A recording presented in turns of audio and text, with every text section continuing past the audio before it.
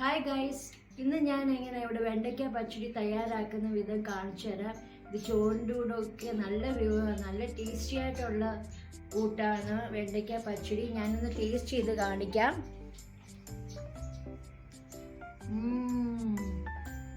നല്ല ടേസ്റ്റിയാണ്.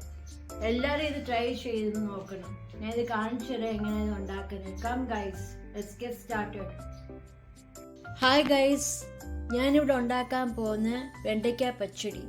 നമുക്ക് ആവശ്യത്തിനായിട്ടുള്ള വെണ്ടയ്ക്ക വേണം, പിന്നെ ഉള്ളി, കടുക് ചാളിക്കാൻ, പിന്നെ സിസമി ഓയിൽ അല്ലെങ്കിൽ ജിഞ്ചിലി ഓയിൽ എന്നാണ് ഇതിന് പറയുന്നത്, പിന്നെ കറിവേപ്പില, പച്ചമുളക്, തൈര്. ഇത് കട്ടിക്കുള്ള തൈര്, പക്ഷേ നമ്മളത് ലൂസാക്കും നമ്മൾ വെണ്ടയ്ക്ക പച്ചടി ഉണ്ടാക്കുമ്പം. പിന്നെ ഇച്ചിരി കായപ്പൊടി, പിന്നെ ഉപ്പ്. ഇതെങ്ങനെയാണ് തയ്യാറാക്കുന്ന വിധം ഞാനിവിടെ കാണിച്ചു തരാം. നമ്മൾ ആദ്യം കടായി ഒന്ന് ചൂടാക്കണം. ആദ്യം നമ്മൾ കടായിൽ തീ ഇടണം. പിന്നെ നമ്മൾ കുറച്ച് എണ്ണ ഒഴിക്കണം. ഞാൻ കുറച്ച് ജിഞ്ചിലി ഓയിൽ ചേർത്തിട്ടുണ്ട്, സിസമി ഓയിൽ. അതിൻ്റെ കൂടെ ഇച്ചിരി ഉള്ളി ചേർക്കുക.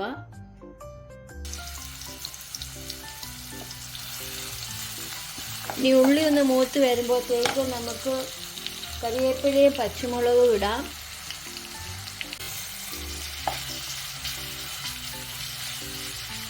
കറിവേപ്പിലയും പച്ചമുളകും നമ്മൾ ചേർത്തിട്ടുണ്ട്.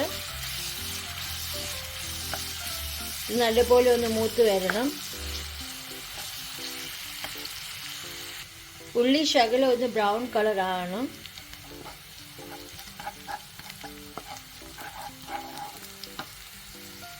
ഉള്ളി മൂത്ത് വന്നപ്പോൾ ഞാൻ വെണ്ടയ്ക്ക ഇട്ടു, അരിഞ്ഞു വെച്ചേക്കുന്ന വെണ്ടയ്ക്ക.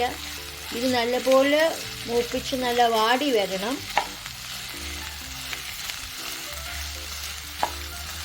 ഇടയ്ക്കിടയ്ക്ക് ഇളക്കിക്കൊണ്ടിരിക്കണം. അതിൻ്റെ കൂടെ നമുക്ക് ഉപ്പും കായപ്പൊടിയും ചേർക്കാം. ഇച്ചിരി കായപ്പൊടി, കുറച്ച് ഉപ്പ്,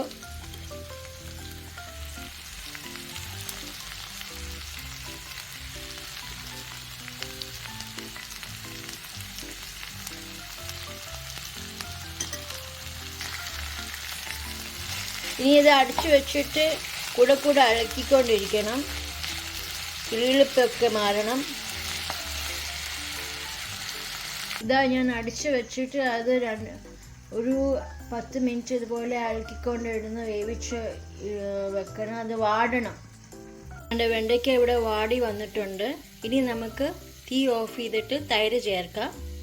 ഇരിക്കണം, തീ ഓഫ് ചെയ്തിട്ട് വേണം തൈര് ചേർക്കാം, അല്ലെങ്കിൽ അത് തൈര് പിരിഞ്ഞു പോകും.